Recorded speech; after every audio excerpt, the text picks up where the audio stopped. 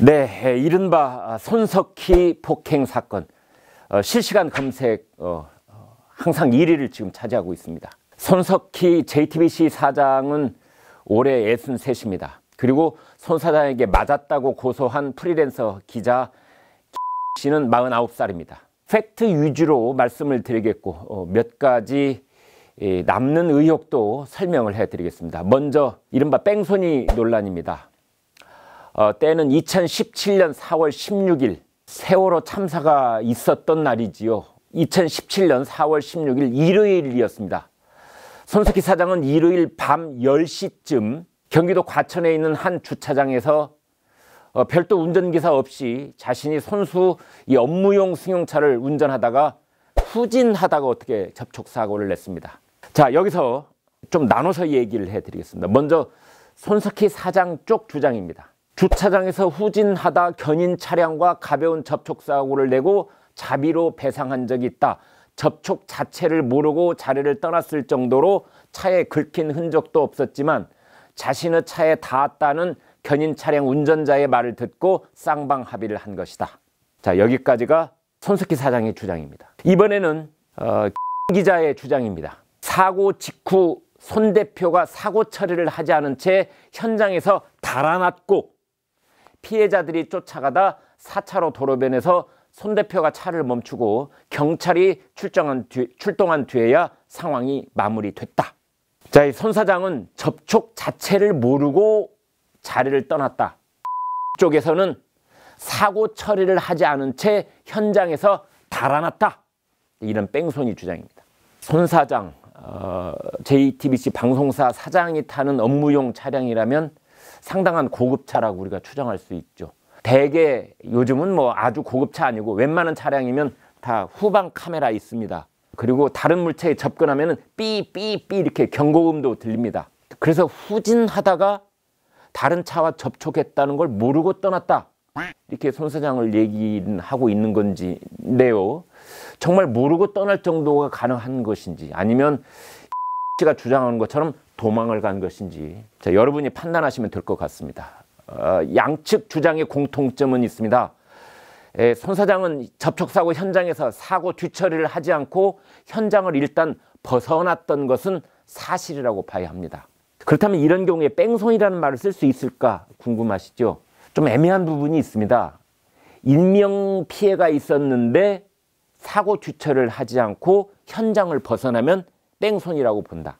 인명피해가 없는데 단지 물건만 파손됐을 경우에는 교통사고 후 미처리 뭐 이렇게 표현을 한다. 그렇게 돼 있는데요. 이번에 그 손 사장이 후진을 하면서 부딪힌 견인 차량 그 안에 만약 사람이 타고 있었다면 이건 좀 논란의 소지가 있습니다. 이것도 뺑소니로 봐야 될 것인지 아닌지. 그 부딪힌 차량, 상대 차량에 사람이 타고 있었다면 아무리 경미해도 뭐 인명피해가 없다고는 말할 수 없으므로 이제 그런 경우에 어떻게 되는지 좀 애매한 부분이 있는데 그리고 손 사장은 보험 처리를 안 하고 자비로 배상을 했다고 하고 그때 그 자비 배상 액수는 얼마였는지 궁금합니다. 단 아직까지 손 사장이 음주 상태였다 뭐 이런 의혹 제기는 전혀 없습니다. 그 다음 이 쟁점으로 넘어가 보겠습니다.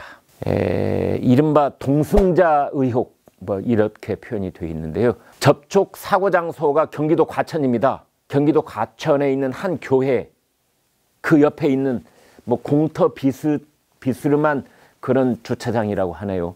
밤 10시면 깜깜해가지고 인적이 드문 지역이라고 합니다. 비포장으로 되어 있는 곳이고 뭐 이런 얘기가 나와 있습니다. 손 사장의 직장은 다 아시다시피 서울 마포구 상암동이고 뭐 자택은 평창동에 있다 뭐 이렇게 되어 있는데 일요일 밤 그 늦은 시각 과천에 있는 주차장에 차가 있었는데 손 사장은 손수 운전을 했는데 옆자리에 동승자가 있었다 뭐 이런 얘기가 지금 나옵니다. 뭐 아주 젊은 후배라는 얘기도 있고 늙으신 어머님이었다는 얘기도 있습니다.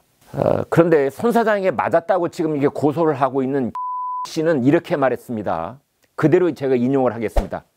폭행 사건 피혐의자인 손석희 씨 측이 제가 미래 관련 기사 철회를 건으로 채용을 요구하며 손 씨를 협박했다고 주장한다. 자, 이게 이제 김 씨의 주장입니다.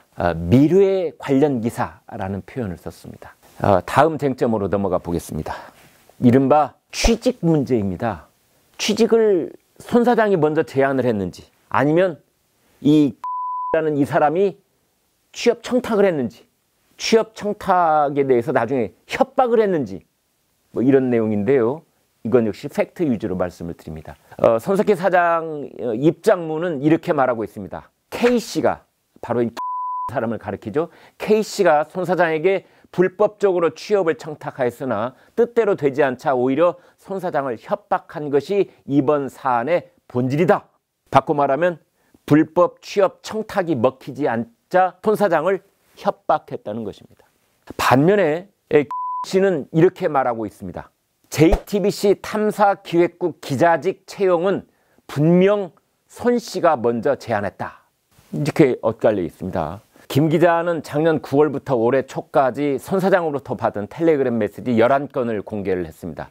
그 11건 내용을 간추리면 손 사장이 김 기자의 이력서를 JTBC 내 탐사기획국장에게 전달했으나 입사가 어렵게 되자 김 기자에게 해명하는 내용들입니다. 예를 들면 손 사장 메시지는 이렇습니다. 당장 자리가 나오는 건 아니지만, 그리고 그 자리라는 것도 사실 아시는 것처럼 쉽지 않다. 아무튼 그래서 서로에게 도움이 될 수 있는 방법을 찾아야 할 텐데, 뭐 이렇게 되어 있습니다. 요점은 이렇습니다. 김 기자가 손 사장을 뺑소니 운전으로 협박했다는 것인지, 동승자 의혹으로 협박했다는 것인지, 그 불분명한 상태에서 김 기자는 이렇게 주장하는 겁니다. 손 씨는 제가 해당 사실을 타사에게 제보할 것이 두려워 저를 자신의 영향력 아래 두려 한 것이다. 자신의 영향력 아래, 그러니까 손 사장의 영향력 아래 두려한 것. 즉, 손 사장이 먼저 취업을 제안해서 자기의 부하 직원으로 두려했다는 뜻입니다. 자, 이번 사안의 마지막 쟁점입니다. 이른바 폭행이었느냐 아니었느냐, 이 부분이죠. 이른바 폭행 사건은 지난 1월 10일 밤 11시 50분, 12시가 다 된 시각입니다. 서울 마포구 상암동 한 술집에서 벌어집니다. 먼저 이 손 사장 측 주장을 보겠습니다. 이번 사안 당일에도 같은 취업 청탁 요구가 있었고, 이를 거절하자 김 씨가 갑자기 화를 내며 지나치게 흥분했다. 정신 좀 차려라고 내가 손으로 톡톡 건드린 것이 사안의 전부다. 손 사장은 손으로 툭툭 건드렸다. 신체 접촉이 있었다는 부분까지만 인정하고 폭행으로는 볼 수 없다는 뜻이죠. 그런데 반면에 김 씨는 이렇게 주장합니다. 손 사장이 4차례에 걸쳐서 얼굴, 턱, 정강이, 어깨 가격을 했다. 이로 인해서 전치 3주의 부상을 입었다. 이 김 씨는 경찰에 녹음 파일도 제출을 했습니다. 김 씨가 거듭 폭행을 인정하라고 다그치자 녹음 파일 속에 들어있는 손 사장으로 보이는 남성은 이렇게 말합니다. 아팠냐? 아팠다면 폭행을 인정할게. 미안하다. 사과한다. 그런 녹취 내용이 있습니다. 양측은 지금 경찰에 맞고소 상태입니다. 김 씨는 손 사장을 폭행 혐의로 고소를 했고, 손 사장은 김 씨를 공갈 혐의로 고소를 했습니다. 네, 김광일의 입에 공감하시면 구독을 눌러주십시오. 고맙습니다.